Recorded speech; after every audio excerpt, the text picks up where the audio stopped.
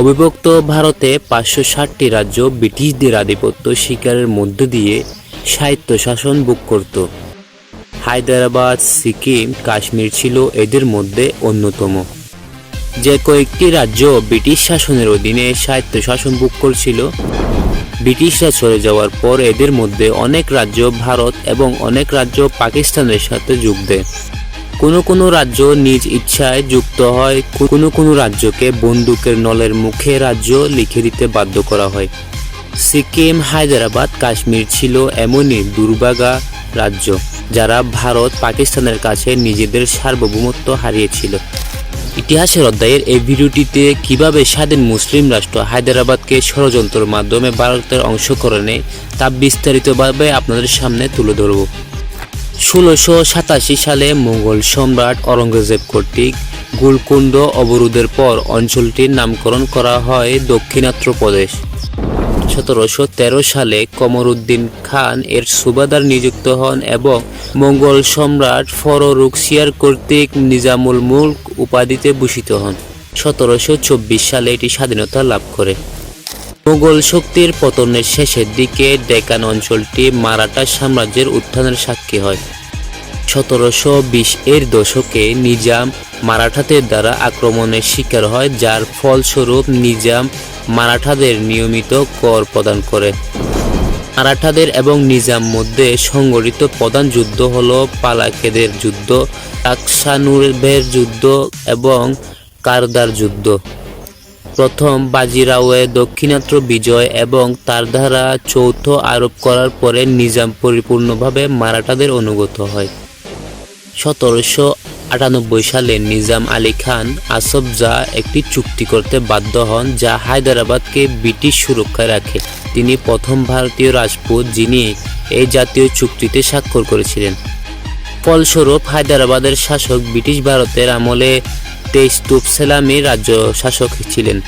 অপশাসনের ক্ষেত্রে হস্তক্ষেপের অধিকার বজায় ছিল। দ্বিতীয় আসফ জাহের অধীনে হায়দ্রাবাদ দ্বিতীয় এবং তৃতীয় মারাঠা যুদ্ধে, অ্যাংলোর মহীশূর যুদ্ধে ব্রিটিশ মিত্র ছিল এবং 1857 সালে সিপাহী বিদ্রোহের সময় ব্রিটিশদের অনুগত ছিল। ব্রিটিশরা যখন ভারতীয় উপমহাদেশকে ভারত এবং পাকিস্তান দুটি রাজ্যে বিভক্ত করে চলে যায়, তখন হায়দ্রাবাদের নিজাম মীর উসমান আলী খান হায়দ্রাবাদকে স্বাধীন রাষ্ট্র করার সিদ্ধান্ত নেন। যখন ব্রিটিশরা ত্যাগের সিদ্ধান্ত নেয়, তখন অন্তত 3টি মুসলিম রাষ্ট্র গঠনের প্রস্তাব এসেছিল। এই প্রস্তাবটি করেছিলেন মুসলিম জাতীয়তাবাদের প্রবক্তা চৌধুরী রহমত আলী। তিনি পাকিস্তানের পাশাপাশি বাংলা অঞ্চলে বাঙালি হেস্তান এবং হায়দ্রাবাদকে উসমানী হেস্তান নামে পৃথক 3টি রাষ্ট্র গঠনের প্রস্তাব দিয়েছিলেন। যদিও পরবর্তীতে নিজের এমন দাবি থেকে সরে এসেছিলেন চৌধুরী রহমত আলী, কিন্তু হায়দ্রাবাদের নিজাম উসমান নিজের অবস্থান থেকে সরেননি। তিনি ব্রিটিশদের কাছে অনুরোধ করেন হায়দ্রাবাদকে যেন একটি স্বাধীন মুসলিম রাষ্ট্র হিসাবে স্বীকৃতি দেওয়া হয়। ব্রিটিশ ভারতের সর্বশেষ গভর্নর মাউন্টব্যাটেন হায়দ্রাবাদের নিজামের এই প্রস্তাব গ্রহণ করেননি। তাকে বলা হয় পাকিস্তান না হয় ভারতের সাথে যেতে হবে। কিন্তু এই দুটি দেশের কোনোটিরই সাথে যুক্ত হতে চাননি হায়দ্রাবাদের শাসক। কিন্তু ব্রিটিশরা হায়দ্রাবাদকে স্বাধীন রাষ্ট্র হিসেবে ঘোষণা না করলেও নিজাম নিজেকে স্বাধীন ঘোষণা করে নিজের কার্যক্রম চালিয়ে যেতে থাকে। তিনি হায়দ্রাবাদ রক্ষার জন্য একটি শক্তিশালী বাহিনী তৈরি করতে থাকে। যেহেতু ব্রিটিশরা অঞ্চলটি ছেড়ে চলে যায়, ফলে ব্রিটিশদের অনুগত করার চুক্তিটি আর কোনো কার্যকারিতাই থাকলো না। নিজাম উসমান হায়দ্রাবাদকে একটি স্বতন্ত্র রাষ্ট্র হিসেবে গড়ে তোলার কাজ শুরু করে দিয়েছিলেন। নিজস্ব পতাকা, নিজস্ব টেলিযোগাযোগ ব্যবস্থা, বিমান সংস্থা, রেলপথ, ডাক যোগাযোগ ব্যবস্থা, রেডিও স্টেশন, নিজস্ব মুদ্রা, এমনকি সেনাবাহিনী পর্যন্ত গড়ে তোলা হয়েছিল।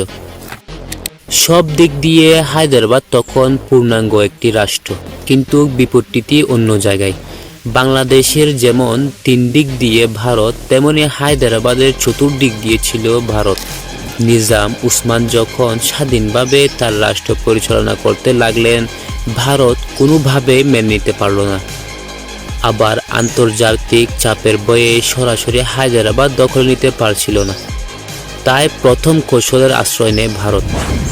হায়দ্রাবাদে নিজামের সাথে একটি চুক্তি করে ভারত। চুক্তি অনুযায়ী হায়দ্রাবাদ তার সেনাবাহিনীকে সমৃদ্ধ করবে না, পাশাপাশি পাকিস্তানের সাথে যুক্ত হওয়ার কোনো চুক্তি করবে না এবং ভারতও হায়দ্রাবাদকে আক্রমণ করবে না। কিন্তু চুক্তি থাকা সত্ত্বেও 1848 সালে 13 সেপ্টেম্বর ভোর 4টায় ভারতের হায়দ্রাবাদ অভিযান চালায়। ভারতীয় সেনাবাহিনীর কোড নাম অপারেশন পোলো শুরু হয়েছিল। সমস্ত দিক দিয়ে হায়দ্রাবাদ আক্রমণ করে ভারতীয় সেনারা। 1948 সালে 13 সেপ্টেম্বর হায়দ্রাবাদের বিদেশ বিষয়ক বিভাগের সেক্রেটারি জেনারেলের একটি টেলিগ্রামে জাতিসংঘের নিরাপত্তা পরিষদকে জানিয়ে দেয় যে হায়দ্রাবাদে ভারতীয় বাহিনীর আক্রমণ করছে এবং গোলযোগ শুরু হয়ে গিয়েছে। নিরাপত্তা পরিষদ 16 সেপ্টেম্বর প্যারিসে এটি নজরে নিয়েছিল। হায়দ্রাবাদের প্রতিনিধি জাতিসংঘের সনদের 7ম অধ্যায়ের অধীনে নিরাপত্তা পরিষদকে তৎক্ষণাৎ পদক্ষেপ নেওয়ার আহ্বান জানায়।